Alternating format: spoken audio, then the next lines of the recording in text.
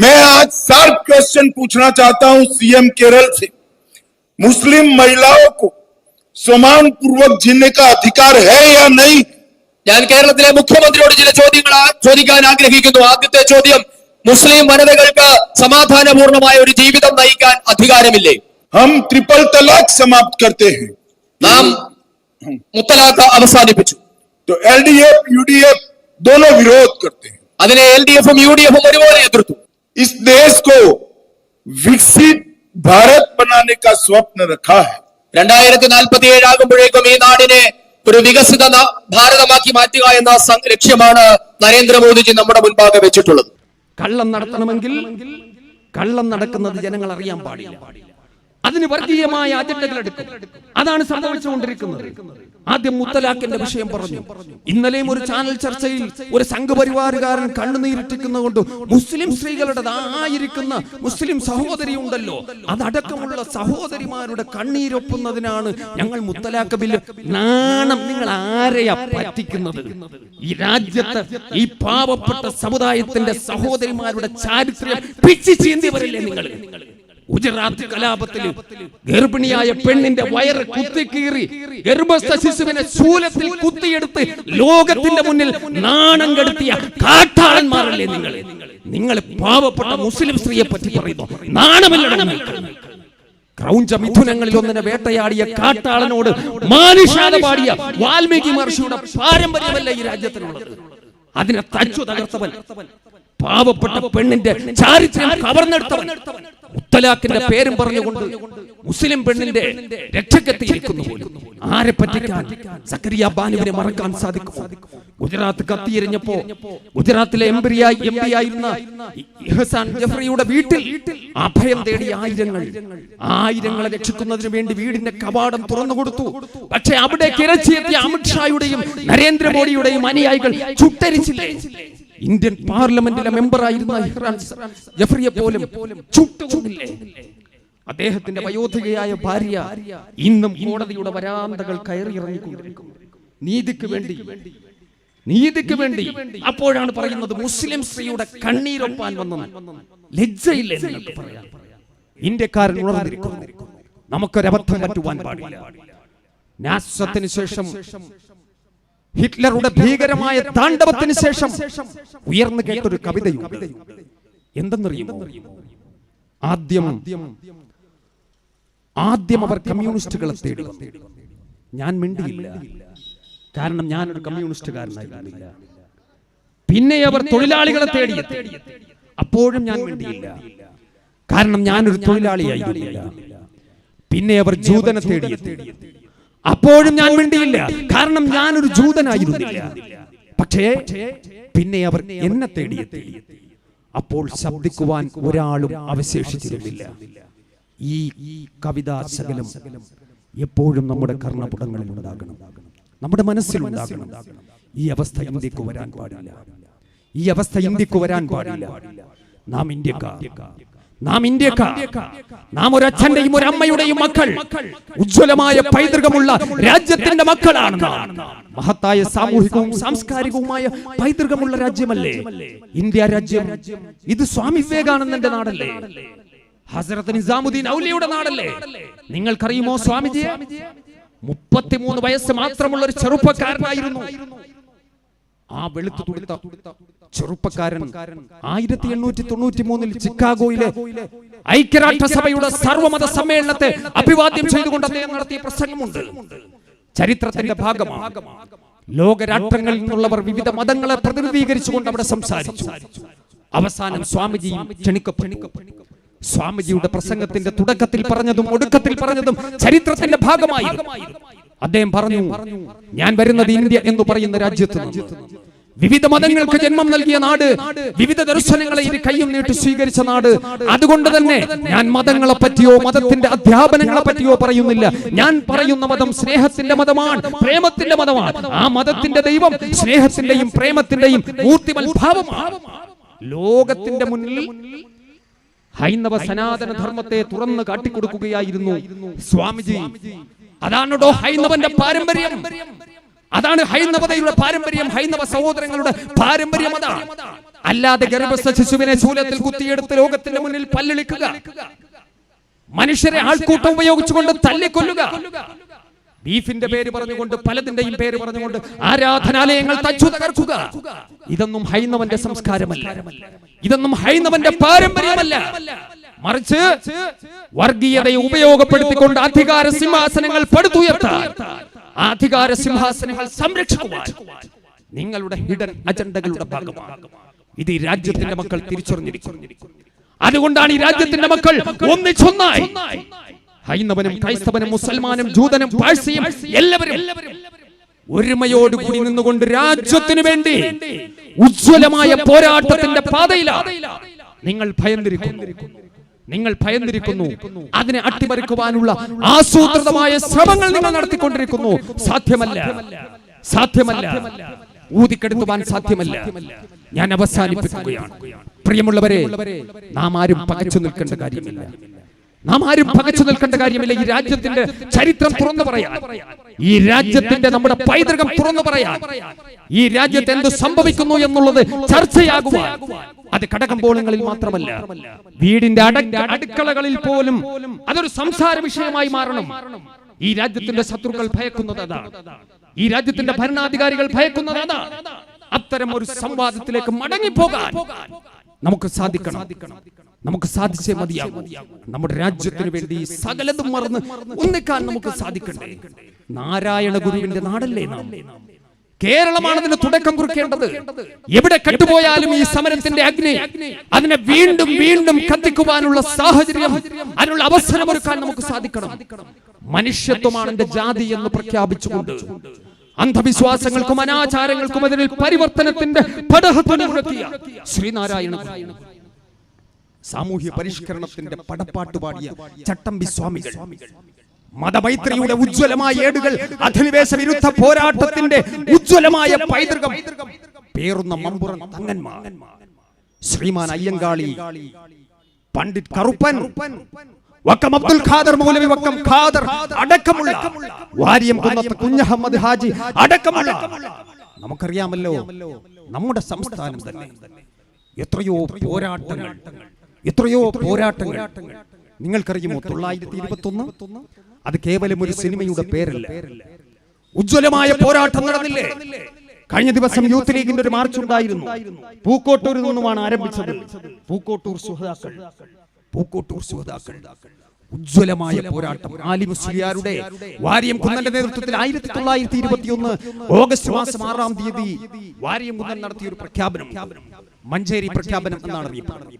അദ്ദേഹം ഏറനാട്, വള്ളുവനാട് താലൂക്കുകൾക്ക് സ്വാതന്ത്ര്യം പ്രഖ്യാപിച്ചു. സ്വന്തമായി പാസ്പോർട്ട് സംവിധാനം ഏർപ്പെടുത്തി, നികുതി വ്യവസ്ഥകൾ സ്വന്തമായി ഏർപ്പെടുത്തി. ബ്രിട്ടീഷ് സാമ്രാജ്യം വിറച്ചുപോയി.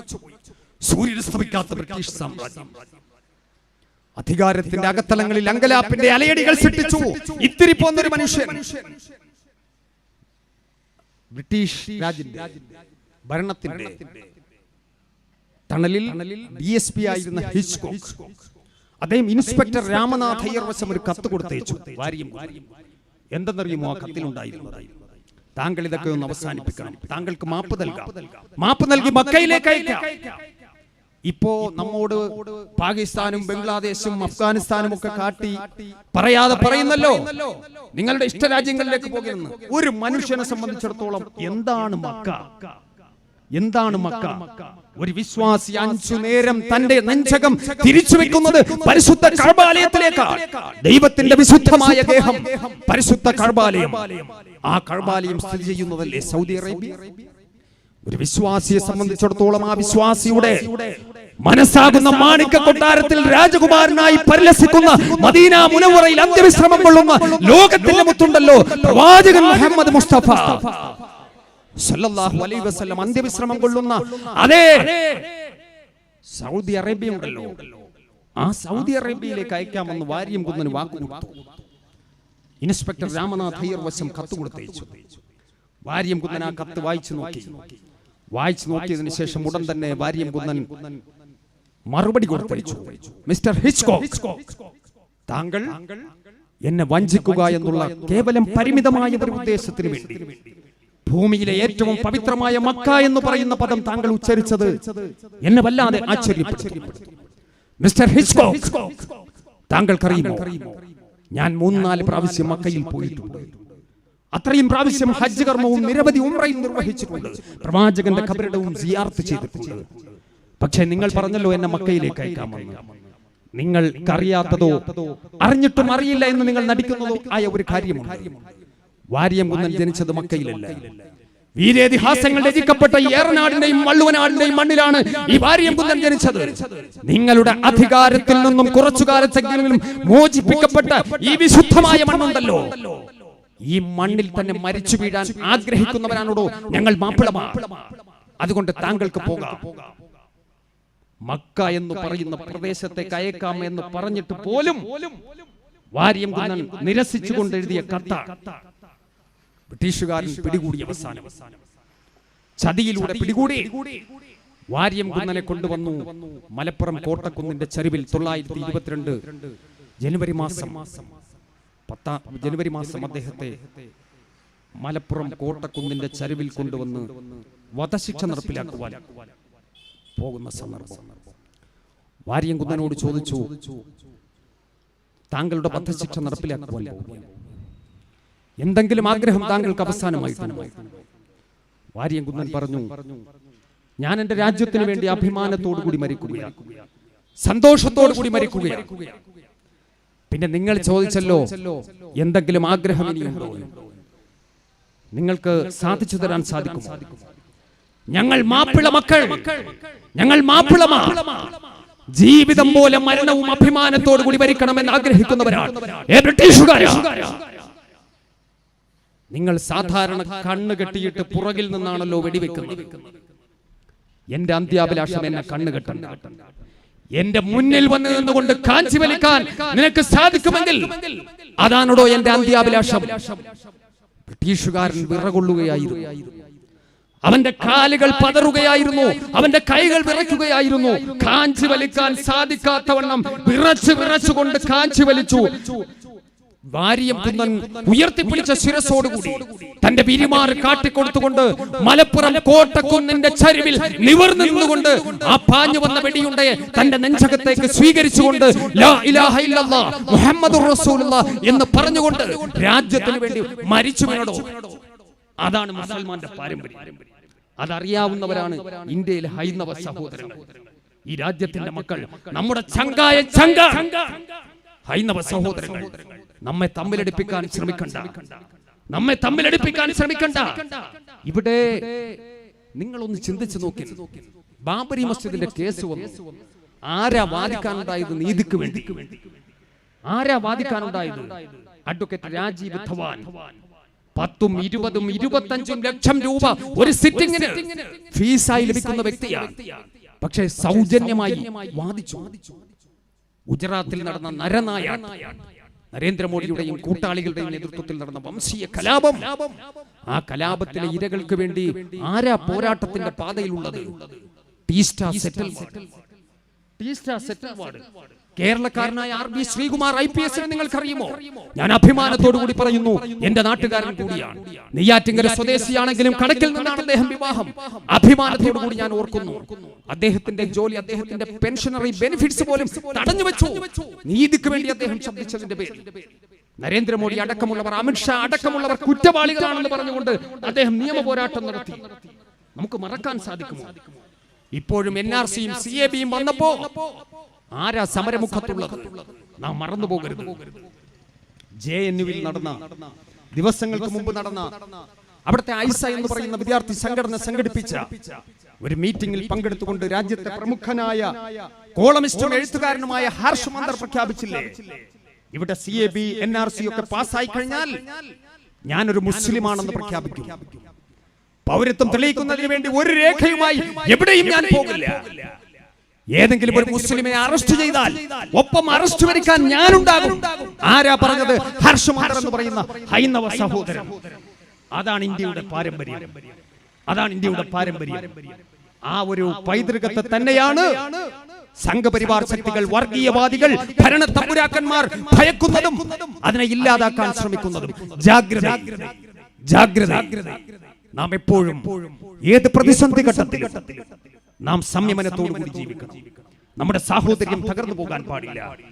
നമ്മുടെ അയൽപക്കക്കാർ, നമ്മുടെ നാട്ടുകാർ, നമ്മുടെ രാജ്യത്തുള്ളവർ, എല്ലാ മതവിശ്വാസികളും അതെവിടെയാണെങ്കിലും ശരി, ഇവിടെയെന്നല്ല, ഒരു മുസൽമാനെ സംബന്ധിച്ചിടത്തോളം ലോകത്ത് എവിടെയാണെങ്കിലും ശരി, നാം മാനവികതയുടെ പക്ഷത്ത് നിൽക്കേണ്ടവരാണ്. അയൽക്കാരൻ പട്ടിണി കിടക്കുമ്പോ അമിതമായി ആഹരിക്കാതെ അവന്റെ പട്ടിണിക്ക് പരിഹാരം ഉണ്ടാക്കണം എന്ന് പഠിപ്പിച്ച, വഴിയാത്രക്കാരന് അവകാശമുണ്ട് എന്ന് പഠിപ്പിച്ച, ജാതി മത സംഘടനാ വ്യത്യാസമില്ലാതെ മനുഷ്യരെ എല്ലാവരെയും സ്നേഹിക്കണം എന്ന് പഠിപ്പിച്ച ഒരു പ്രത്യയശാസ്ത്രത്തിന്റെ അനുയായികളല്ലേ നാം മറന്നു പോകരുത്.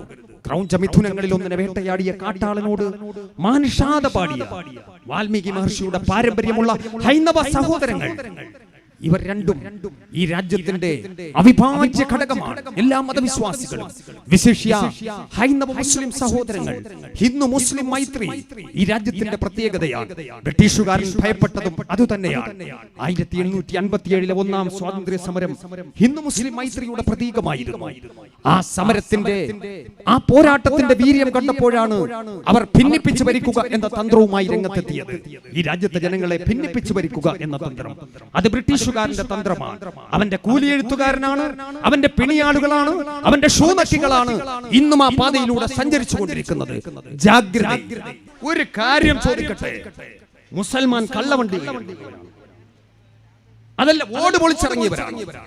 അല്ല, ഇത് പറയാൻ ഇവർക്കാർക്ക് അച്ചാരം കിട്ടിയതാണോ? അല്ല, നരേന്ദ്രമോദിയുടെ അമിത്ഷായുടെയോ തറവാട്ട് സ്വത്താണോ? മറുപടി പറയണം. മറുപടി പറയാതെ പോകാൻ സാധിക്കില്ല. ഈ രാജ്യത്തിന്റെ തെരുവോരങ്ങൾ സമരമുഖത്താണ്. ഇതിന് സമാധാനം ബോധിപ്പിച്ചേ മതിയാകൂ. ആരാ നിങ്ങൾ പോകാൻ പറയുന്ന ഈ പാവപ്പെട്ട സമുദായം ആരാ? ചരിത്രം സാക്ഷിയാണ്, കാലം സാക്ഷിയാണ്. എന്റെ അനുഗ്രഹീത സുഹൃത്ത് ബഹുമാന്യനായി തങ്ങൾ ഇവിടെ സൂചിപ്പിക്കുകയുണ്ടായി. അതുപോലെ എന്റെ പ്രിയപ്പെട്ട സഹോദരന്റെ വാക്കുകൾ നിങ്ങൾ ശ്രമിക്കുകയുണ്ടായി. ചരിത്രത്തെ നിങ്ങൾക്ക് നിഷേധിക്കാൻ സാധിക്കുമോ? പാകിസ്ഥാൻ എന്ന് പറഞ്ഞുകൊണ്ട്, ബംഗ്ലാദേശ് എന്ന് പറഞ്ഞുകൊണ്ട്, അഫ്ഗാനിസ്ഥാൻ എന്ന് പറഞ്ഞുകൊണ്ട് ഈ രാജ്യത്തെ മുസൽമാനോട് പോകൂ എന്ന് പറയുമ്പോ ഒരു കാര്യം പറയട്ടെ, പാകിസ്ഥാൻ എന്ന് കേട്ടാൽ ഈ രാജ്യത്തെ മുസൽമാന് രോമാഞ്ചം ഉണ്ടാകില്ല. അഫ്ഗാനിസ്ഥാൻ എന്ന് കേട്ടാലും ബംഗ്ലാദേശ് എന്ന് കേട്ടാലും ഉണ്ടാകില്ല. നമുക്ക് രോമാഞ്ചം ഉണ്ടാകില്ല. കാരണം നമ്മുടെ രാജ്യം പാകിസ്ഥാനല്ല, നമ്മുടെ രാജ്യം ബംഗ്ലാദേശ് അല്ല, ഈ ഭൂമിയാണോ ഇന്ത്യ രാജ്യം. നിങ്ങൾക്കറിയുമോ, ഈ രാജ്യത്തേക്ക് ശത്രുക്കൾ കടന്നു വന്നില്ലേ? അധിനിവേശക്കാരൻ കടന്നു വന്നില്ലേ? ആ സന്ദർഭത്തിൽ ആരാ ഉണ്ടായിരുന്നത് മുൻപന്തിയിൽ നിന്ന് പ്രതിരോധിക്കാൻ? ആദ്യമായി കടന്നു വന്നത് 1498 പോർച്ചുഗീസുകാരനായിരുന്നു. കോഴിക്കോട് കാപ്പാട് കപ്പലിറങ്ങി വാസ്കോഡ ഗാമ ആരുടെ ഭരണമായിരുന്നു? ഞാൻ ഓർക്കുന്നു, ഞാൻ കടന്നു വരുമ്പോ അതിന്റെ ചില അംശങ്ങളാണ് സംസാരിച്ചു കൊണ്ടിരുന്നത് ഉദ്ഘാടകൻ. ഞാൻ മൊത്തവും കേട്ടില്ല. അന്ന് ആരുടെ ഭരണമായിരുന്നു? ഹൈന്ദവനായ സാമൂതിരിയുടെ ഭരണമാണ് കോഴിക്കോട്. അധിനിവേശ മോഹവുമായി പോർച്ചുഗീസുകാരൻ കാലുകുത്തി കോഴിക്കോട് കാപ്പാട്. ആരാണ് അതിനെപ്പറ്റി ജനങ്ങളെ ബോധവൽക്കരിച്ചത്, സമരസജ്ജരാക്കിയത്, പ്രതിരോധിച്ചത്? ചരിത്രം സാക്ഷിയല്ലേ? ഇസ്ലാമിക സംസ്കാരത്തിന്റെ ജാജ്വല്യമാനമായ അധ്യായങ്ങൾ തുടികൊട്ടുന്ന പൊന്നാനി എന്ന് പറയുന്ന പ്രദേശമുണ്ടല്ലോ. ദറസി തറവാട്ടിന്റെ പാരമ്പര്യമുള്ള പൊന്നാനിയുടെ ദറസിന്റെ അകത്തലങ്ങളിൽ നിന്നുകൊണ്ട് ശിഷ്യഗണങ്ങൾക്ക് വിജ്ഞാനം പകർന്നു കൊടുത്തുകൊണ്ടിരുന്ന സൂര്യ തേജസ്വിയായ സാത്വികനായ പണ്ഡിതൻ സൈനുദ്ദീൻ മഖ്ദൂം രണ്ടാമൻ, അദ്ദേഹം തന്റെ അനുയായികളോട് പറഞ്ഞു, വിശ്വാസി സമൂഹത്തോട് പറഞ്ഞു, ഇതാ ശത്രു കടന്നു വന്നിരിക്കുന്നു. നാം കേൾക്കുന്ന കാലൊച്ച് ശത്രുവിന്റേതാണ്. പോർച്ചുഗീസുകാരൻ വാസ്കോഡ ഗാമ കാലുകുത്തിയത് കച്ചവടത്തിനല്ല, നമ്മോട് സൗഹൃദം കൂടാനല്ല, പിന്നെയോ ഈ രാജ്യത്തിന്റെ മാനം കവർന്നെടുക്കാൻ, ഈ രാജ്യത്തിന്റെ സഹോദരിമാരുടെ ചാരിത്രം കവർന്നെടുക്കാൻ, ഈ രാജ്യത്തിന്റെ സമ്പത്തും ഈ രാജ്യത്തിന്റെ സകലമാന സംസ്കാരങ്ങളും കൊള്ളയടിക്കാൻ ശത്രുവിന്റെ കാലൊച്ചയാണ് കേൾക്കുന്നത്. അതിനെ പ്രതിരോധിക്കാൻ സന്നദ്ധമാകണമെന്ന് അനുയായികളോട് ആഹ്വാനം ചെയ്തപ്പോഴല്ലേ തുഹ്ഫത്തുൽ മുജാഹിദീൻ രചിക്കപ്പെട്ടത്? ഖാലി മുഹമ്മദ് മൗലിദ് രചിച്ച ഖാലി മുഹമ്മദ് ഫത്ഹുൽ മുബീൻ രചിച്ചു യുദ്ധകാവ്യങ്ങൾ. പോരാട്ടത്തിന്റെ പടയോട്ടത്തിന്റെ വീരഗാഥകളാണ് രചിക്കപ്പെട്ടത്. ജനങ്ങൾ സമരസജ്ജരായി. ഉജ്ജ്വലമായ പോരാട്ടം. അറബിക്കടല് കുഞ്ഞാലി മരക്കാർമാരുടെ ചുടുചോര കൊണ്ട് ചെഞ്ചായമണിഞ്ഞില്ലേ? ആ സന്ദർഭത്തിലാണ് സാമൂതിരി കോഴിക്കോട് കടപ്പുറത്ത് വന്നു നിന്നുകൊണ്ട് പറഞ്ഞത്, ഹൈന്ദവ സമുദായമേ, അരേ സമുദായമേ, നിങ്ങൾ ഈ വാക്കുകളൊന്ന് ശ്രദ്ധിക്കണം. നമ്മുടെ രാജ്യത്തേക്ക് കടന്നു വന്ന വൈദേശികനെ തടുത്തു നിർത്താൻ, ശത്രുക്കളെ തടുത്തു നിർത്താൻ ഈ രാജ്യത്തൊരു സമൂഹം ഉണ്ടാകണം. നിങ്ങളുടെ കുടുംബത്തിൽ നിന്നും ഒരു കുഞ്ഞിനെയെങ്കിലും നിങ്ങൾ മുസ്ലിമായി വളർത്തു. ഖർവാപ്പസി പോലും, നിർബന്ധിത മതപരിവർത്തനം പോലും ഇസ്ലാമിന്റെ അജണ്ടയിലില്ല. ലാ ഇക്റാഹ ഫിദ്ദീൻ, ദീനിൽ മതത്തിന്റെ കാര്യത്തിൽ സമ്മർദ്ദമില്ല. അതാണോ ഇസ്ലാമിന്റെ നിലപാട്? അതാണ് ഇസ്ലാമിന്റെ നിലപാട്. വാള് കാട്ടിയിട്ട് ആരെയും ഇസ്ലാമിലേക്ക് ആളെ കൂട്ടണ്ട. ഗോതമ്പും പഞ്ചസാരയും കാട്ടി പ്രലോഭനം കാട്ടിയും ആരെയും ഇസ്ലാമിലേക്ക് ആളെ കൂട്ടണ്ട. നീ സത്യം പറഞ്ഞുകൊടു, നേർവഴി പറഞ്ഞുകൊടു, സത്യാസത്യ വിവേചനം ജനങ്ങൾക്ക് പകർന്നുകൊടു, ദൈവികമായ ദർശനത്തെ പരിചയപ്പെടുത്തിക്കൊടു. അതാണ് ഇസ്ലാമിന്റെ മാർഗം. വലാ യജ്രിമന്നകും സനആന ഖൗമിൻ അലാ അല്ലാ തഅദിലു യഅദിലു. ഒരു സമൂഹത്തോട് നിങ്ങൾക്ക് വിയോജിപ്പുണ്ടാകാം, പക്ഷേ അവരോട് നിങ്ങൾ അതിന്റെ പേരിൽ അനീതി പ്രവർത്തിക്കരുത് എന്ന് കൃത്യമായി താക്കീത് ചെയ്തില്ലേ? വലാ തസുബ്ബു അല്ലദീന യദ്ഊന മിൻ ദൂനില്ലാ. മറ്റുള്ളവരുടെ ആരാധനാമൂർത്തികളെ നിങ്ങൾ ഇകഴ്ത്തി സംസാരിക്കരുത്. ശ്രീരാമചന്ദ്രനെ, ശ്രീകൃഷ്ണനെ ബഹുമാനിക്കുന്ന വലിയൊരു വിഭാഗം ജനങ്ങൾ ഈ രാജ്യത്തുണ്ട്. നിങ്ങൾ ഇകഴ്ത്തി സംസാരിക്കരുത്. ക്രൈസ്തവ മക്കൾ വളരെയധികം പ്രാധാന്യത്തോടു കൂടി കാണുന്ന യേശു ക്രിസ്തുവിനെ നിങ്ങൾ ഇകഴ്ത്തി സംസാരിക്കരുത്. അതാണോ ഇസ്ലാമിന്റെ കാഴ്ചപ്പാട്? അതാണ് ഇസ്ലാമിന്റെ കാഴ്ചപ്പാട്. അതാണ് ഇസ്ലാമിക ദർശനം. അല്ലാതെ ഇവിടെ നിർബന്ധിപ്പിച്ചു അതേ പ്രകാരം തന്നെ പ്രലോഭനത്തിലൂടെയും ഇസ്ലാമിലേക്ക് ആളെ കൂട്ടിയിട്ടില്ല. ഇസ്ലാമിലേക്ക് ആളെ കൂട്ടിയിട്ടില്ല. അങ്ങനെ കൂട്ടാൻ പാടുമില്ല. അത് ഇസ്ലാമിന്റെ നയവും നിലപാടുമല്ല. പക്ഷേ അധിനിവേശത്തെ പ്രതിരോധിക്കുന്നവരാണ്, അധിനിവേശത്തെ എതിർക്കുന്നവരാണ്. അങ്ങനെ ഉജ്ജ്വലമായ പോരാട്ടം നടത്തിയപ്പോഴാണ് സാമൂതിരി പറഞ്ഞത്, നിങ്ങളുടെ കുടുംബത്തിൽ നിന്നും ഒരു കുഞ്ഞിനെയെങ്കിലും മുസ്ലിമായി വളർത്തൂ. ചരിത്രമല്ലേ, നിഷേധിക്കാൻ സാധിക്കുമോ? പ്രിയമുള്ളവരെ, അതാണ് മുസൽമാന്റെ ചരിത്രം. ഉജ്ജ്വലമായ പോരാട്ടം നടത്തും. എണ്ണമറ്റ പോരാട്ടങ്ങൾ, അതിന്റെ വിശദാംശങ്ങളിലേക്ക് ഞാൻ കടന്നു പോകുന്നില്ല. ഈ രാജ്യത്തെ ഹൈന്ദവനും, ഈ രാജ്യത്തെ മുസൽമാനും, ഈ രാജ്യത്തെ ക്രൈസ്തവനും, ഈ രാജ്യത്തെ സകലമായ മനുഷ്യരും, ഈ രാജ്യത്തെ അടിസ്ഥാന ജനവിഭാഗങ്ങളും അടക്കം ബ്രിട്ടീഷുകാരനെതിരെ സന്ധിയില്ലാ സമരം നടത്തുകയായിരുന്നു. ഉജ്ജ്വലമായ പോരാട്ടം. പക്ഷേ ഇവരെവിടെയായിരുന്നു? ഈ ഇരുട്ടിന്റെ ശക്തികൾ എവിടെയായിരുന്നു? ഈ അമിത്ഷായുടെയും നരേന്ദ്രമോദിയുടെയും മുത്തച്ഛന്മാരെവിടെയായിരുന്നു? ചരിത്രത്തെ നിഷേധിക്കാൻ നിങ്ങൾക്ക് സാധിക്കുമോ? എന്റെ പ്രിയപ്പെട്ട സഹോദരൻ ഒരു കവിതാ ശകലം ഇവിടെ ഉദ്ധരിക്കുന്നത് ഞാൻ കേട്ടു. പ്രിയമുള്ളവരെ, ബ്രിട്ടീഷുകാരന്റെ ഷൂ നക്കിയ ആ തഴമ്പ് നിങ്ങളുടെ നാവുകളിൽ മാത്രമല്ലേ ഉള്ളൂ. പക്ഷേ ഈ പാവപ്പെട്ട മക്കളുണ്ടല്ലോ, ബ്രിട്ടീഷുകാരന്റെ നിറതോക്കിൽ നിന്നും വന്ന വെടിയുണ്ടകളെ നെഞ്ചകം കൊണ്ട് സ്വീകരിച്ചവരാ. അവൻ ഒരുക്കിയ തൂക്കുമരങ്ങൾ സന്തോഷത്തോടു കൂടി കഴുത്തിലണിഞ്ഞവനാണോ? നിഷേധിക്കാൻ സാധിക്കുമോ? നിങ്ങളുടെ ആചാര്യനുണ്ടല്ലോ, RSSന്റെ ഗ്രന്ഥമായ വിചാരധാര രചിച്ച ഗുരു ഗോൾവാർക്കർ, അദ്ദേഹം എന്താ പറഞ്ഞത്? Don't waste your energy in fighting British enemy, but it use it to fight Indian enemy like Muslims, Christians and communists. നിങ്ങളുടെ ഊർജം ബ്രിട്ടീഷുകാരനെതിരെ പ്രയോഗിച്ച് നിങ്ങൾ വേസ്റ്റ് ആക്കി കളയണ്ട. ഈ രാജ്യത്തിന്റെ ആഭ്യന്തര ശത്രുക്കൾ, കമ്മ്യൂണിസ്റ്റുകൾ, ക്രിസ്ത്യാനികൾ, മുസ്ലിങ്ങൾ, അവർക്കെതിരെ നിങ്ങൾ ഉപയോഗിക്കും. അതല്ലേ നിങ്ങൾ പറഞ്ഞത്? സ്വാതന്ത്ര്യ സമരത്തെ ഒറ്റുകൊടുത്തവർ, സ്വാതന്ത്ര്യ സമരത്തെ ഒറ്റുകൊടുത്തവർ, ബ്രിട്ടീഷുകാരന്റെ നക്കും നുണയും സ്വീകരിച്ചുകൊണ്ട് അവന്റെ ഷൂനക്കി എല്ലാം ഒളിഞ്ഞും തെളിഞ്ഞും കൈക്കലാക്കിയവർ, ഈ രാജ്യത്തിന്റെ വിമോചന പോരാളികളെ കണ്ടെത്തുന്നതിന് വേണ്ടി കങ്കാണിപ്പണിയെടുത്തവർ, ബ്രിട്ടീഷുകാരനെ പിടിച്ചുകൊടുത്തവർ, ഒരു കാരമുള്ള പോലും കാലിൽ തറച്ച പാരമ്പര്യമില്ലാത്തവർ ഈ പാവപ്പെട്ട മക്കളുടെ മുഖത്ത് നോക്കി ഞങ്ങളുടെ ഭാര്യമാരെ, വിധവകളും മക്കളെ അനാഥരുമാക്കി, വിധവാത്വം അനുഭവിച്ച്, വിഭാര്യത്വം അനുഭവിച്ച്, അനാഥത്വം നേറി ജീവനും ജീവിതവും സമ്മാനിച്ച സമൂഹത്തോട് പാകിസ്ഥാനിലേക്ക്, ബംഗ്ലാദേശിലേക്ക്, അഫ്ഗാനിസ്ഥാനിലേക്ക് എന്ന് പറഞ്ഞാൽ മനസ്സില്ലെന്ന് പറയാൻ, ആർജവത്തോടു കൂടി പറയാൻ ഈ രാജ്യത്തിന്റെ മക്കൾക്ക് സാധിക്കും. ഈ രാജ്യത്തിന്റെ മക്കൾക്ക് സാധിക്കും. നിങ്ങൾ ആരെയും ഭയപ്പെടുത്തണ്ട. അമിത്ഷാ പറഞ്ഞല്ലോ, എന്താ പറഞ്ഞത്? മുസ്ലിങ്ങൾ ഭയക്കണ്ട. ആർക്കാണോ ഭയം? പാവപ്പെട്ട സഹോദരിമാരുണ്ടല്ലോ. നിങ്ങൾ അലിഗഡ് ജാമിയ മില്ലയിലേക്ക് കടന്നു കയറി നരനായാട്ട് നടത്തിയപ്പോ, ജാമിയ പ്രദേശത്ത് നരനായാട്ട് നടത്തിയപ്പോ നിന്റെയൊക്കെ AK-47 മുന്നിൽ നോക്കി ഗർജിച്ച ആ ഫാത്തിമ എന്ന് പറയുന്ന, ഫാത്തിമ ഹെന്ന എന്ന് പറയുന്ന പെണ്ണിനെ, ലതീദ എന്ന് പറയുന്ന പെണ്ണിനെ സംഘപരിവാരുകാരാ നിനക്ക് കാണാൻ സാധിക്കുമോ? തിരിച്ചറിയാൻ സാധിക്കുമോ? നമ്രൂദിന്റെ തീക്കുണ്ടത്തെ ഫറോവയുടെ തീറ്റൂരങ്ങളെ, ഉത്തുബത്തിന്റെയും ഷൈബത്തിന്റെയും കടന്നാക്രമണങ്ങളെ, എത്രയോ ബുഷുമാരെ, ഏരിയൽ ഷാരോണിനെ കണ്ടവനാണ് ഈ രാജ്യത്തെ ലോകത്തെ വിശ്വാസ സമൂഹം. ഭയം അവരുടെ അജണ്ടയിലില്ല. ചരിത്രം സാക്ഷി, കാലം സാക്ഷി. ആർക്കെങ്കിലും നിഷേധിക്കാൻ സാധിക്കുമോ? ഒരു പെണ്ണിന്റെ മുന്നിൽ പകച്ചുപോയില്ലേ? ഒറ്റപ്പെട്ട സംഭവമല്ല, ഒറ്റപ്പെട്ട ചൂണ്ടുവിരലല്ല, ആയിരക്കണക്കിന് ലക്ഷക്കണക്കിന് ചൂണ്ടുവിരലുകൾ ജാതി മത രാഷ്ട്രീയ സംഘടനാ വ്യത്യാസമില്ലാതെ ഈ രാജ്യത്ത് നിന്നും നിങ്ങൾക്ക് ഉയർന്നു കഴിഞ്ഞു. അതിനെ പ്രതിരോധിക്കാൻ നിങ്ങളുടെ കൂറ്റൻ ടാങ്കറുകൾ കൊണ്ട് സാധിക്കില്ല, നിങ്ങളുടെ AK-47 കൊണ്ട് സാധിക്കില്ല, ഒരായുധം കൊണ്ടും സാധിക്കില്ല. പ്രിയമുള്ളവരെ, നിങ്ങൾക്കൊരു പക്ഷേ കൊന്നൊടുക്കാൻ സാധിക്കും, പരാജയപ്പെടുത്താൻ സാധിക്കില്ല, പരാജയപ്പെടുത്താൻ സാധിക്കില്ല. ബ്രിട്ടീഷുകാരന് പാദസേവ ചെയ്ത് ഈ രാജ്യത്തെ ജനങ്ങളെ പറ്റിച്ചുകൊണ്ടിരിക്കുന്നു. ഡൽഹി നിയമസഭയുടെ അകത്ത് ടിപ്പു സുൽത്താന്റെ ഒരു ഫോട്ടോ പ്രദർശിപ്പിക്കാൻ ഡൽഹിയുടെ മുഖ്യമന്ത്രി അരവിന്ദ് കെജ്രിവാൾ തയ്യാറായി. BJP-കാരൻ പ്രശ്നവുമായി എത്തിയല്ലോ. BJP-കാരൻ ഹാലിളകി. കാരണം ടിപ്പു സുൽത്താൻ എന്ന് കേൾക്കുമ്പോൾ വല്ലാത്ത ഒരു പിടച്ചിലാണ്, ഒരു തികട്ടലാണ്. അതെന്തുകൊണ്ടെന്നറിയുമോ? ടിപ്പു ജനകീയനായ ഭരണാധികാരിയായിരുന്നു. മേലാളന്മാർക്കെതിരായിരുന്നു. ജന്മി കുടിയാൻ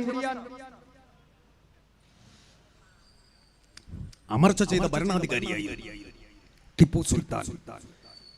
ഇന്ത്യയിൽ ആദ്യമായി ലാൻഡ് സർവേ നടപ്പിലാക്കിയത്, ഭൂപരിഷ്കരണം നടപ്പിലാക്കിയത്, ഭൂമി അളന്ന് തിട്ടപ്പെടുത്തി കൃഷിഭൂമി കർഷകൻ എന്ന് പറഞ്ഞു ടിപ്പു സുൽത്താൻ. പാലക്കാട് പ്രദേശത്തു കൂടി ടിപ്പു സുൽത്താൻ കടന്നു വരുമ്പോ ഒരു പറ്റം സഹോദരിമാർ മാറി മറയ്ക്കാതെ പോകുന്നത് ടിപ്പു സുൽത്താൻ ചോദിച്ചു, എന്തായി കാണുന്നത്? അവർ പറഞ്ഞു, ഈ രാജ്യത്തെ അടിസ്ഥാന ജനവിഭാഗമാണ്, കറുത്ത വർഗ്ഗക്കാരാണ്, അവർക്ക് മാറി മറയ്ക്കാനുള്ള സ്വാതന്ത്ര്യമില്ല. ടിപ്പു പറഞ്ഞു, എന്ത്? മതത്തിന്റെ പേരിൽ, വർണ്ണത്തിന്റെ പേരിൽ മനുഷ്യരെ വേർതിരിക്കുകയോ? സാധ്യമല്ല. ടിപ്പു ഒരു മതവിശ്വാസി കൂടിയാണ്, ഒരു ഇസ്ലാം മതവിശ്വാസി കൂടിയാണ്. എന്താണ് ഇസ്ലാമിന്റെ കാഴ്ചപ്പാട്? യാ അയ്യുഹന്നാസ് ഇന്നാ ഖലഖനാകും മിൻ ദക്കരിൻ വ ഉൻസാ വജഅൽനാകും ശുഊബൻ വ ഖബായിൽ ലിതഅറഫു ഇന്ന അക്രമകും ഇൻദല്ലാഹി അത്ഖാകും. വിശുദ്ധ ഖുർആൻ ദൈവത്തിന്റെ പ്രഖ്യാപനം. മാനവ സമൂഹമേ, നിങ്ങളെ ഒരാണിൽ നിന്നും ഒരു പെണ്ണിൽ നിന്നും സൃഷ്ടിച്ചു, വ്യത്യസ്ത വർഗ്ഗങ്ങളും ഗോത്രങ്ങളുമാക്കി മാറ്റി. എന്തിനെന്നറിയുമോ? നിങ്ങൾക്ക് അഹങ്കാരം നടിക്കാനല്ല, പരസ്പരം പോരടിക്കാനുമല്ല. നിങ്ങൾക്കൊരു തിരിച്ചറിവുണ്ടാകണം, ഒരു ഐഡന്റിറ്റി ഉണ്ടാകണം, ഒരു മേൽവിലാസം ഉണ്ടാകണം. അതിനുവേണ്ടി മാത്രമാണ് വ്യത്യസ്ത വർഗ്ഗങ്ങളും ഗോത്രങ്ങളുമാക്കി മാറ്റിയത്. മഹത്വത്തിന്റെ മാനദണ്ഡം സൃഷ്ടാവിന്റെ അടുക്കൽ അധികാരമോ സമ്പത്തോ സൗന്ദര്യമോ അല്ല, അത് ധാർമ്മികതയാണ്, തഖ്വയാണ്, സൂക്ഷ്മതയാണ്, സത്യസന്ധതയാണ്. മനുഷ്യ സമത്വത്തിന്റെ ഉജ്ജ്വലമായ പ്രഖ്യാപനമാണ്. സാർവലൗകിക സാഹോദര്യം ഇസ്ലാമിന്റെ മുഖമുദ്രയാണ്. പ്രവാചകൻ, നമുക്കറിയാം, ഇസ്ലാമിക ചരിത്രത്തിലെയല്ല, ലോക ചരിത്രത്തിലെ ഉജ്ജ്വലമായ ഒരു മുഹൂർത്തമാണ് മക്ക വിജയം എന്ന് പറയുന്നത്. മർദ്ദക ഭൂരിപക്ഷത്തിനെതിരിൽ മർദ്ദിത ന്യൂനപക്ഷം വിജയം വരിച്ച, എല്ലാവിധമായ മനുഷ്യാവകാശങ്ങളെയും ചവിട്ടിമെതിച്ചിരുന്ന ഒരു മേലാള വർഗത്തിൽ നിന്നും ഈ രാജ്യത്തെ ലോകത്തെ എല്ലാ മനുഷ്യർക്കും മോചനം കിട്ടിയ ഉജ്ജ്വലമായ ഒരു പരമ്പരയുടെ ഭാഗമായിരുന്നല്ലോ മക്ക വിജയം എന്ന് പറയുന്നത്. ആ മക്ക വിജയവേളയിൽ തന്നെ ആട്ടിപ്പായിച്ചൊരു സമൂഹത്തിന്റെ ഭരണാധികാരിയായി പ്രവാചകൻ മുഹമ്മദ് സല്ലല്ലാഹു അലൈഹി വസല്ലം കടന്നെത്തുമ്പോ, അന്ന് പ്രവാചകൻ, വർഷങ്ങൾക്ക് മുമ്പ് പ്രവാചകൻ മദീനയിലേക്ക് ജന്മനാട്ടിൽ നിന്നും പലായനം ചെയ്യപ്പെട്ടപ്പോൾ പോയതുപോലെ അങ്കിലി പരിമുതമായ അംഗങ്ങളായിരുന്നില്ല പ്രവാചകനോടൊപ്പം ഉണ്ടായിരുന്നത്. ഒരു വൻ സംഘമുണ്ടായിരുന്നു. ഉന്നത കുലജാതനായ അബൂബക്കർ ഉണ്ടായിരുന്നു, സൗന്ദര്യത്തിന്റെ പ്രതിരൂപമായ സൽമാൻ ഫാരിസി ഉണ്ടായിരുന്നു, രണധീരനായ ഉമർ ബിൻ ഖത്താബ് ഉണ്ടായിരുന്നു, ഏറ്റവും അധികം സമ്പന്നനായ അബ്ദുറഹ്മാൻ ബിൻ ഔഫ് ഉണ്ടായിരുന്നു. അങ്ങനെ എല്ലാ ഗുണഗണങ്ങളുമുള്ള അനുയായികൾ നിൽക്കെ മക്ക വിജയ പ്രഖ്യാപനം നടത്താൻ വേണ്ടി പ്രവാചകൻ ആരെയാകും തിരഞ്ഞെടുക്കുക എന്ന് ലോകം ശ്രദ്ധയോടുകൂടി നിൽക്കുമ്പോ പ്രവാചകന്റെ ചുണ്ടുകൾ മന്ത്രിച്ചു, അയിന ബിലാൽ, ബിലാൽ എവിടെ? ലോകം ഞെട്ടിപ്പോയി. ആരാ ബിലാൽ? അടിച്ചമർത്തപ്പെട്ടവന്റെ പ്രതീകം, കറുത്ത വർഗ്ഗക്കാരൻ, നീഗ്രോ, അടിമത്തത്തിന്റെ മുറിപ്പാടുകൾ ദേഹമാസകലം നിഴലിച്ചു നിൽക്കുന്ന വിരൂപനായ ബിലാൽ. ബിലാൽ ശങ്കിച്ചു നിന്നു. പ്രവാചകൻ പറഞ്ഞു, ബിലാൽ, നീ എന്തിനാ ശങ്കിക്കുന്നത്? നീ കടന്നു വരിക. പ്രവാചകന്റെ ചുമല് കാട്ടിക്കൊടുത്തിട്ട് പ്രവാചകൻ പറഞ്ഞു, ബിലാലെ, ഈ മുഹമ്മദിന്റെ ചുമലിൽ ചവിട്ടിക്കൊണ്ട് കഅബയുടെ ഓരത്തേക്ക് കയറി നിന്നുകൊണ്ട് പ്രഖ്യാപിക്കും. ബിലാൽ കടന്നെത്തി പ്രവാചകന്റെ മേനിയിൽ സ്പർശിച്ചുകൊണ്ട് ചവിട്ടിക്കൊണ്ട് കഅബയുടെ ഓരത്തിൽ നിന്നുകൊണ്ട് കഅബയുടെ മുകളിലേക്ക് കയറിക്കൊണ്ട് അകത്തേക്ക് പ്രവേശിച്ചുകൊണ്ട് ബിലാൽ, അല്ലാഹു അക്ബർ, ദൈവം ഏറ്റവും മഹാൻ, എന്ന് പ്രഖ്യാപിച്ചപ്പോൾ ഉജ്ജ്വലമായ സാർവലൗകിക സാഹോദര്യത്തെ, വിശ്വമാനവികതയെ സ്വജീവിതം കൊണ്ട് ലോകത്തിന്റെ മുന്നിൽ പ്രായോഗികവൽക്കരിച്ച് കാട്ടിക്കൊടുക്കുകയായിരുന്നു പ്രവാചകൻ. അതാണ് ഇസ്ലാം, അതാണ് പ്രവാചകൻ. അവസാനം അറഫ മൈതാനിയിൽ തടിച്ചുകൂടിയ ലക്ഷക്കണക്കിന് വരുന്ന അനുയായി വൃന്ദത്തെ അഭിവാദ്യം ചെയ്തുകൊണ്ട് പ്രവാചകൻ പ്രഖ്യാപിച്ചു, ഏ മനുഷ്യരെ, നിങ്ങൾ ഒരാണിന്റെയും ഒരു പെണ്ണിന്റെയും മക്കളാണ്, ഏകോദര സഹോദരന്മാരാണ്. എല്ലാ വർണ്ണവർഗ വൈജാത്യങ്ങളെയും ഞാൻ എന്റെ കാൽ കീഴിലിട്ട് ചവിട്ടി തേക്കുന്നു. മനുഷ്യരെല്ലാവരും സമന്മാരാണ്. കുല്ലുക്കും മിൻ ആദം വ ആദം മിൻ തുറാബ്. എല്ലാം ആദമിൽ നിന്ന്, ആദമോ മണ്ണിൽ നിന്ന്. മനുഷ്യ സമത്വത്തെ പ്രായോഗികവൽക്കരിച്ച് പ്രഖ്യാപനം നടത്തി കടന്നുപോയ പ്രവാചകൻ. ആ പ്രവാചകന്റെ അധ്യാപനങ്ങളെ പറ്റി ബോധ്യമുള്ള ആളായിരുന്നു ടിപ്പു സുൽത്താൻ. അതുകൊണ്ട് തന്നെ ടിപ്പു സുൽത്താൻ പറഞ്ഞു, സ്ത്രീകളുടെ ചാരിത്രം വർണ്ണത്തിന്റെ പേരിൽ നിഷേധിക്കപ്പെടാൻ പാടില്ല. ആ പാവപ്പെട്ട സ്ത്രീകളുടെ മാറുകൾ മറക്കപ്പെടണം, മറക്കപ്പെടാത്ത മാറുകൾ അരിഞ്ഞു വീഴ്ത്തും. അതാണ് ടിപ്പുവിന്റെ പ്രഖ്യാപനം, ധീരമായ പ്രഖ്യാപനം. അതാ പാവങ്ങളുടെ മാറുകൾ അരിയണമെന്നുള്ളതല്ല, മറിച്ച് ആ മാറുകൾ മറക്കപ്പെടാനുള്ള അവകാശം നിഷേധിക്കുന്ന തമ്പുരാക്കന്മാരോട്, മാടമ്പിമാരോടുള്ള യുദ്ധപ്രഖ്യാപനമായിരുന്നു. ഗിടുകിടാ വിറച്ചു. പാവപ്പെട്ട കറുത്ത പെണ്ണിന്റെ ചാരിത്രം സംരക്ഷിക്കപ്പെട്ടു. അതാണ് ടിപ്പു സുൽത്താൻ. ഉജ്ജ്വലമായ പോരാട്ടം നടത്തി ബ്രിട്ടീഷുകാരനെതിരെ. ഇന്ത്യ രാജ്യത്ത് നിരവധി നാട്ടുരാജ്യങ്ങൾ ഉണ്ടായിരുന്നു. ഈ നാട്ടുരാജ്യങ്ങളുടെ ഭരണാധികാരികൾ ബ്രിട്ടീഷുകാരന് കപ്പം കൊടുത്തുകൊണ്ട് അവന്റെ സാമന്ത രാജ്യങ്ങളായി മാറിയില്ലേ? ടിപ്പു സുൽത്താൻ സന്നദ്ധനായില്ല. അങ്ങനെ സന്നദ്ധനായിരുന്നുവെങ്കിൽ മരിക്കുവോളം അദ്ദേഹത്തിന് ഉജ്ജ്വലമായ പ്രവിശാലമായ ഒരു സാമ്രാജ്യത്തിന്റെ അധിപതിയായി വിരാജിക്കാമായിരുന്നു. പക്ഷേ മാതൃരാജ്യത്തിനു വേണ്ടി സധൈര്യം പോരാടി അവസാനം 1799 മെയ് മാസം 4-ാം തീയതി ശ്രീരംഗപട്ടണം കോട്ടയുടെ നടുത്തളത്തിൽ ബ്രിട്ടീഷുകാരനോട് ധീരോദാത്തമായ പോരാട്ടം നടത്തി വീരരക്തസാക്ഷിത്വം വരിക്കുകയായിരുന്നില്ലേ ടിപ്പു സുൽത്താൻ? ടിപ്പുവിന്റെ മാറിലേക്ക് കടന്നു വന്ന വെടിയുണ്ട ടിപ്പുവിന്റെ ജീവൻ കവർന്നെടുക്കാൻ പോകുന്ന സന്ദർഭം. ആ സന്ദർഭത്തിൽ ഓടിയെത്തിയ ബ്രിട്ടീഷുകാരൻ ടിപ്പു സുൽത്താന്റെ മാറിടത്തിലേക്ക് ചവിട്ടുന്നതിന് വേണ്ടി കൂട്ടുയർത്തിയപ്പോ ആ മരണശയ്യയിൽ കടന്നുകൊണ്ട് വെട്ടിവീഴ്ത്തിയ ലോകത്ത് സമാനതയില്ലാത്ത ഐതിഹാസികമായ പോരാട്ടത്തിന്റെ ജാജ്വല്യമാനമായ അധ്യായം കുറിച്ച ടിപ്പു സുൽത്താൻ. ആ ടിപ്പു സുൽത്താൻ അവസാനം മരിച്ചു വീണതിന് ശേഷമാണ് ബ്രിട്ടീഷുകാരൻ പറഞ്ഞത്, ഇനി ഇന്ത്യ നമ്മുടേതായി. എന്തുകൊണ്ട് അതുവരെ പറയാൻ സന്നദ്ധനായില്ല? എന്തുകൊണ്ട് അതുവരെ പറയാൻ സന്നദ്ധനായില്ല? ആ ടിപ്പു സുൽത്താന്റെ ഫോട്ടോയാണ് അരവിന്ദ് കെജ്രിവാൾ ഡൽഹി നിയമസഭയുടെ ഉള്ളിൽ പ്രതിഷ്ഠിക്കാൻ പോയത്. ആകെ ബഹളമായി. അരവിന്ദ് കെജ്രിവാൾ പറഞ്ഞു, നിങ്ങൾ ബഹളമുണ്ടാക്കണ്ട, എനിക്കൊരു ചോദ്യമുണ്ട്. ടിപ്പു സുൽത്താൻ രാജ്യത്തിനു വേണ്ടി പോരാടിയ ധീരനായ രാജാവാണ്. ഇദ്ദേഹത്തിന്റെ ഫോട്ടോ വെക്കണ്ടെങ്കിൽ വെക്കണ്ട. പക്ഷേ നിങ്ങളുടെ കൂട്ടത്തിൽ നിന്നും രാജ്യത്തിന്റെ സ്വാതന്ത്ര്യ സമരത്തിന് വേണ്ടി പോരാട്ടം നടത്തിയ ഒരു വ്യക്തിയുടെ പേരെങ്കിലും പറയൂ. അരവിന്ദ് കെജ്രിവാളിന്റെ ചോദ്യത്തിന് ഉത്തരം നൽകാൻ നരേന്ദ്രമോദി, അമിത്ഷാ നിങ്ങൾക്ക് സാധിച്ചോ? സാധിക്കില്ല, സാധിക്കില്ല. എന്തുകൊണ്ട്? ചരിത്രമത. ബ്രിട്ടീഷുകാരന് എല്ലാവിധ ഒത്താശകളും ചെയ്തു കൊടുത്ത പാരമ്പര്യം മാത്രമുള്ള, എല്ലാവിധ ഒത്താശകളും ചെയ്തു കൊടുത്ത നമുക്കറിയാം. സ്വാതന്ത്ര്യം കിട്ടിയപ്പോ സ്വാതന്ത്ര്യത്തെ തള്ളിപ്പറഞ്ഞു. ഭരണഘടന സ്ഥാപിതമായപ്പോ ഭരണഘടനയെ തള്ളിപ്പറഞ്ഞു. എപ്പോഴും ഭരണഘടനയുടെ ശത്രുക്കളാണല്ലോ.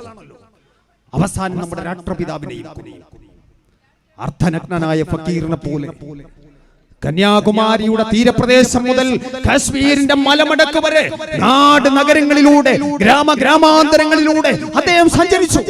അർദ്ധനഗ്നനായ ഫക്കീറിനെ പോലെ ഹിന്ദുവിനെയും മുസൽമാനെയും ക്രൈസ്തവനെയും ബൗദ്ധനെയും ജൈനനെയും പാഴ്സിയെയും എല്ലാ വിഭാഗം ജനങ്ങളെയും കോർത്തിണക്കിക്കൊണ്ട് ഈ രാജ്യത്തിന്റെ മോചനത്തിന് വേണ്ടി ഐതിഹാസികമായ പോരാട്ടത്തിന് നേതൃത്വം നൽകിയ മഹാത്മജി ഇന്ത്യക്കാരന് മറക്കാൻ സാധിക്കുമോ? നമ്മുടെ സ്വാതന്ത്ര്യ ദിനാഘോഷങ്ങൾ നടക്കുന്ന സന്ദർഭത്തിൽ പോലും ബ്രിട്ടീഷുകാരന്റെ വെള്ള പതാക വലിച്ചു കീറി താഴെയിട്ടിട്ട് ചെങ്കോട്ടയുടെ നെറുകയിൽ ഇന്ത്യയുടെ ദേശീയ പതാക വാനിലേക്ക് ഉയർന്ന സന്ദർഭത്തിൽ ഈ രാജ്യത്തെ ജനങ്ങൾ ആഹ്ലാദത്തിൽ കഴിയുന്ന സന്ദർഭത്തിൽ പോലും ആ ആഹ്ലാദത്തിലോ ആഘോഷത്തിലോ പങ്കാളിയാകുവാൻ ഗാന്ധിജി ഇല്ലായിരുന്നു. ഗാന്ധിജി എവിടെയായിരുന്നു?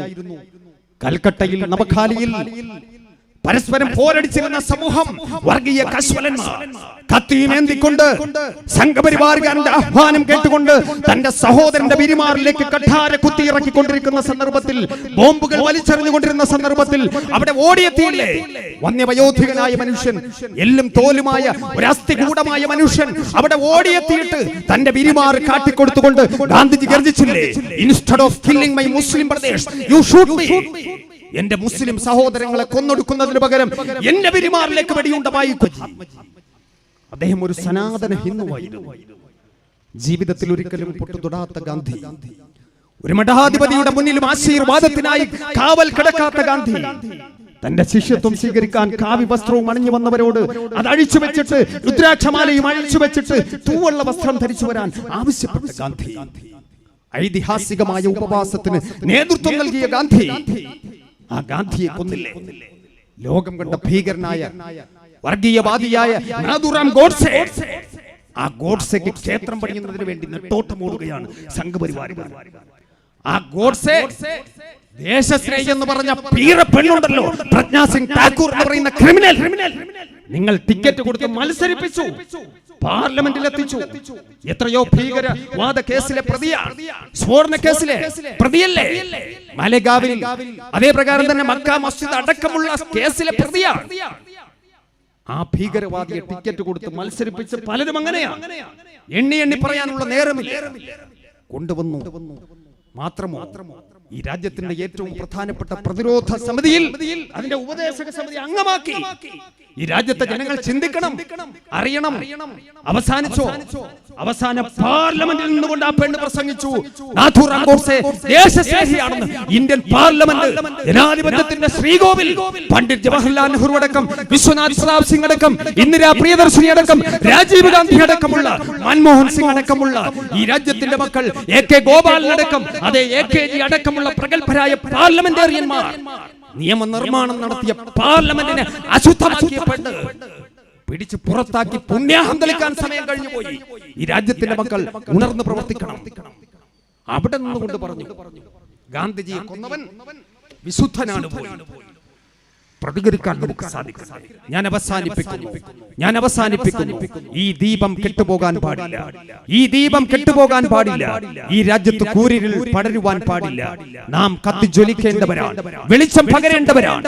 ഈ രാജ്യത്തിന്റെ ഉജ്ജ്വലമായ പൈതൃകം പേറേണ്ടവരാണ്. എപ്പോഴും നമ്മുടെ മനസ്സിലുണ്ടാകണം.